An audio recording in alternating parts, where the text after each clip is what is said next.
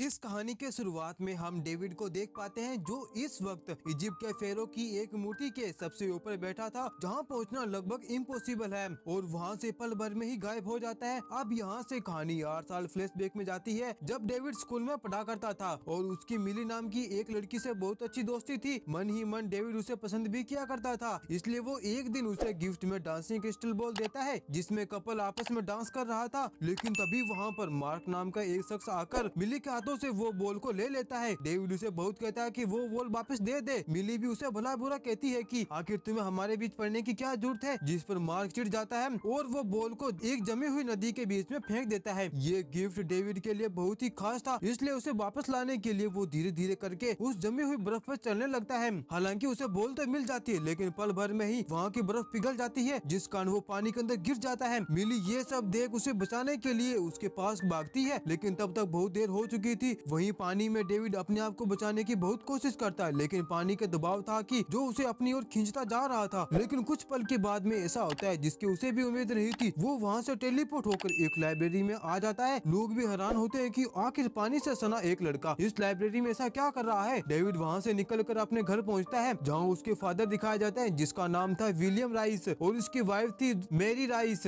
लेकिन अब वो इसके साथ नहीं रहती थी। जब डेविड 5 साल का था तब छोड़कर जा चुकी थी। देर रात घर पर लौटने से डेविड के फादर उसके पास आते हैं और पूछते हैं कि आखिर दिन भर तुम कहाँ पर थे, और जोर जोर से गेट को खड़काता है। डेविड डर जाता है जैसे ही फादर गेट खोलते हैं, लेकिन वो उड़नचू हो जाता है और उसके फादर को डेविड नहीं मिलते। यानी डर ही डेविड की ताकत थी। सबसे पहले वो बॉल लेकर मिली के घर के बाहर रख जाता है। मिली यह देखकर हैरान होती है कि आज दिन में तो डेविड इस बॉल के साथ डूब चुका था, लेकिन ये बॉल यहाँ पर क्या कर रही है। अगले दिन डेविड अपने पावर्स का इस्तेमाल करना शुरू करता है। सबसे पहले वो अपने आप को सेफ रखने के लिए एक होटल में रूम ले लेता है। इसके बाद दिन भर अपने आप को टेलीपोर्ट करके एक जगह से दूसरी जगह जाता रहता है। दरअसल जंपर उस जगह पर टेलीपोर्ट हो सकते हैं जो जगह उसने देखी हो। इसी का फायदा उठाकर डेविड पहुंच जाता है अपने शहर के बैंक में, जहां पर वो तिजोरी तक पहुंचने के लिए और उसे देखने समझने के लिए बाथरूम का बहाना बनाता है। जब वहां तक पहुंच जाता है तो अगले दिन लॉकर्स को खोलने के लिए कुछ पाने, हथौड़े, रस्सियां और बैग लेकर अपने होटल रूम से ही डायरेक्ट बैंक के तिजोरी में अपने आप को टेलीपोर्ट कर लेता है। और फिर होती है पैसों की बारिश। बार बार ये लग रहा था मेरे पास बैग छोटा रह गया। फिर बड़ी चादर लेकर ढेर सारे पैसे लेकर होटल में टेलीपोर्ट हो जाता है। अब नेक्स्ट डे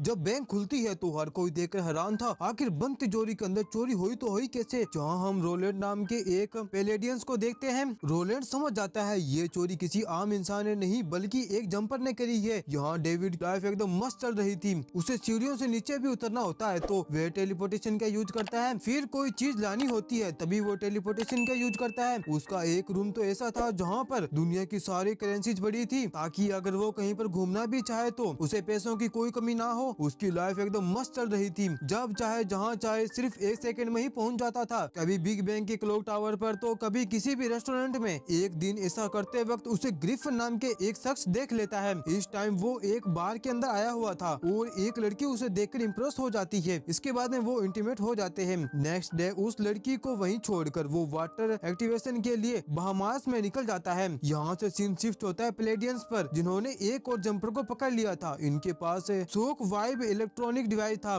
जिसके तारों में मैग्नेटिक पल्स बहा करते थे। यही रीजन था कि अगर वो एक बार जंपर इनके पकड़ में आ गया तो वहाँ से कहीं और जंप नहीं कर सकता था। इसके बाद रोलैंड अपना एक खास चाकू निकालता है, उस जंपर की जान ले लेता है, क्योंकि इन्हीं के कारण कहीं चोरियां, कहीं डकैतियां तो कहीं बहुत सारे सेक्सुअल अफेयर हो रहे हैं। इसी बीच रोलैंड को डेविड के बारे में पता चल जाता है। वो सीधा उसके होटल रूम में ही पहुंच जाता है, जहां वो देखता है कि पूरे घर में हर जगह हर दुनिया की फोटोज लगी हुई है। वो डेविड से कहता है कि मैं पुलिस वाला नहीं हूँ। तो डेविड कहता है कि अगर तुम पुलिस वाले नहीं हो तो यहाँ पर तुम क्या कर रहे हो। वो उसे बाहर जाने के लिए कहता है। तब तक रोलैंड अपना खास हथियार निकाल चुका था और डेविड को शॉक दे देता है। उसे कुछ भी ठीक से दिखाई नहीं दे रहा था, इसलिए वो जंप भी नहीं कर पाता। रोलैंड उसका पीछा ही नहीं छोड़ रहा था। तभी डेविड अपने आप को दूसरे रूम में टेलीपोर्ट कर लेता है और वहाँ से जितना ज्यादा हो सके पैसे और पासवर्ड लेकर कहीं और टेलीपोर्ट हो जाता है रोलैंड के वहाँ पहुँचने से ठीक 1 सेकंड पहले। जिसके बाद रोलैंड अपनी टीम को कॉल करके इन सभी फोटोज को एनालाइज करने के बारे में कहता है और अपने सारे खुफिया एजेंट को उस जगह तैनात कर देता है जितनी भी फोटोज उसके कमरे में मौजूद थी। अब तक डेविड को भी पता चल चुका था कि मैं अगर उन फोटो की एक भी पैलेस में पहुंच गया तो उनके एजेंट आकर मुझे पकड़ लेंगे। तभी उसे अपने फादर की याद आती है और वो एक बार फिर से अपने फादर के यहाँ जाता है, लेकिन पिता को उसके बेटे का होने का एहसास हो जाता है। वो पूछते हैं, ये क्या डेविड हो तुम? डेविड बात तो करना चाहता था। 8 साल बाद आने के बाद डेविड के पास कोई भी शब्द नहीं थे अपने पिता से क्या कहे। वो बस इतना कहता है कि पापा आप पागल नहीं थे। उसके पिता सोचा करते थे कि मेरा बेटा उस दिन घर पर आया था या नहीं, मतलब कि वो सच था, उसका बेटा उस दिन घर पर आया था। जिसके बाद वो मिली से मिलने के लिए घर जाता है। वहाँ उसकी मोम बताती है कि मिली इस वक्त एक बार में काम किया करती है। जिसके बाद डेविड उस बार में पहुँच जाता है जहाँ मिली उसे पहचान जाती है, जिसके साथ मार्क भी पहचान जाता है। उसने 8 साल पहले उस क्रिस्टल बॉल को पानी की सतह पर फेंका था। वो डेविड से कहता है कि बेहतर होगा तो मिली से दूर रहो। मार्क मिली पर सैंपिंग करने लगता है, जिसकी वजह से डेविड को गुस्सा आ जाता है और दोनों के बीच में फाइट स्टार्ट हो जाती है। आज था अपना बदला पूरा लेने का। सीधा डेविड उसे टेलीपोर्ट कर देता है बैंक के उसी लॉकर में जहाँ उसने 8 साल पहले चोरी की थी। इसके बाद वापस मिली के पास आ जाता है। डेविड उससे बातें करता है, क्या तुम मेरे साथ रोम चलना चाहोगी? जिस पर वो पूछती है, तुम क्या काम करती हो? वो कहता है, मैं तो एक बैंकर हूँ, मेरा काम है पैसों का इधर उधर करना। रोम मिली की फेवरेट जगह थी। अब दोनों रोम पर पहुँच जाते हैं। वही मार्क पुलिस को मिल जाता है। मार्क उसे 10 बार बताता है कि मुझे टेलीपोर्टेशन से मेरा एक पुराना दोस्त डेविड छोड़ आया था। जबकि पुलिस वाले उस पर हंस रहे थे। तब वहाँ पर रोलैंड आता है जो उससे हर एक चीज पूछता है। वहीं डेविड और मिली रोम के कोल्सम में पहुँच जाते हैं। ये एक भूल भुलैया होती है, लेकिन यहाँ के दरवाजे बंद हो चुके थे। तभी डेविड पीछे के रास्ते से जाकर दरवाजे को खोलकर मिली को अंदर ले आता है। अंदर आकर मिली इम्प्रेस हो जाती है। वहाँ एक और गेट था। जब उसे खोलने के लिए डेविड बाहर जाने लगता है तभी उसे ग्रिफिन मिलता है। ग्रिफिन बोलता है कि तुम जम्फर हो, मैं जानता हूँ, और मैं भी तुम्हारे जैसे ही एक जम्फर हूँ। तभी हम पैलेडियन को देख पाते हैं जो कि इन दोनों को पकड़ने के लिए यहाँ तक आ चुके थे। अब दोनों ही टेलीपोर्ट हो होकर उन दोनों पैलेडियन की बैंड बजा देते हैं। फिर ग्रिफिन जैसे तैसे अपनी जान बचाकर अपने हाइड हाउस में आ जाता है। इसके साथ में डेविड भी आ चुका था क्योंकि वो उसके साथ में था, जिसे देख ग्रिफिन कहता है कि तुम्हें यहाँ नहीं आना चाहिए था, ये मेरा सेफ रूम है, वैसे भी तुम्हारी गर्लफ्रेंड अभी रूम में ही है। डेविड भागता हुआ वहाँ जाता है और अपनी गर्लफ्रेंड को फटाफट वहाँ से जाने को कहता है। तभी वहाँ पुलिस आ जाती है और इन दोनों को देख लेती है। जब गेट बंद कर दिया गया था तो आप अंदर से बाहर कैसे निकले? जिसके बाद पूछताछ के लिए डेविड को अपने साथ ले जाते हैं। तभी वहाँ मेरी राइस आ जाती है जो अपने बेटे को 5 साल की उम्र में छोड़ के चली गई थी। वो कहती है कि तुम्हारे पीछे रोलैंड यहाँ तक आने वाला है, जितना जल्दी हो सके यहाँ से निकलो। वो सबसे पहले होटल में पहुंचकर मिली को लेकर एयरपोर्ट जाता है और कहता है कि प्लीज यहाँ से निकल जाओ, मुझे जरूरी काम है। इसके बाद डेविड ग्रिफिन के पास पहुंचता है और कहता है कि ये पैलेडियन हमारा पीछा क्यों कर रहे हैं? ये पैलेडियन हमारे हमेशा से शिकार करते आ रहे हैं। जब तक हमारी फैमिली को खत्म ना कर दे और हमें जब तक इन्हें चैन नहीं मिलती, इन्होंने मेरे परिवार को खत्म कर दिया था और मैं बदला लेकर ही रहूंगा। तभी उसे याद आता है मार्क, जरूर उसने ही पैलेडियन को हमारे बारे में बताया होगा। वो सीधा मार्क के पास में जाता है और उसे मारता है और पूछता है कि तुमने उस पैलेडियन को क्या बताया है? जिस पर वो कहता है कि मैंने सब कुछ बता दिया है। वो वापस ग्रिफिन के पास पहुंचता है और कहता है कि मेरी गर्लफ्रेंड अब मुसीबत में पड़ने वाली है क्योंकि पैलेडियन ने उनका पता जान लिया है। इसके बाद में ग्रिफिन जानता था कि एक ना एक दिन ये पैलेडियन यहाँ पर जरूर आएंगे, इसलिए उसके पास एक फ्लेम थुआर थी जिसकी मदद से वो काफी सारे पैलेडियन को धूल चटा देता है। और वैसे भी उसे रोलैंड से बदला लेना ही था। तभी रोलैंड अपनी चालाकी से ग्रिफिन के हाइड आउट से मिली को खींचकर उसी के घर में कैद कर देता है और इंतजार करता है कि दोनों जंपर यहाँ पर आएंगे तब उन्हें खत्म कर देंगे। ग्रिफिन के हाइड आउट में एक बॉम्ब था। वो सोचता है क्यों ना मैं इस बॉम्ब को टेलीपोर्ट करके मिली के घर में लगा दूं, जिससे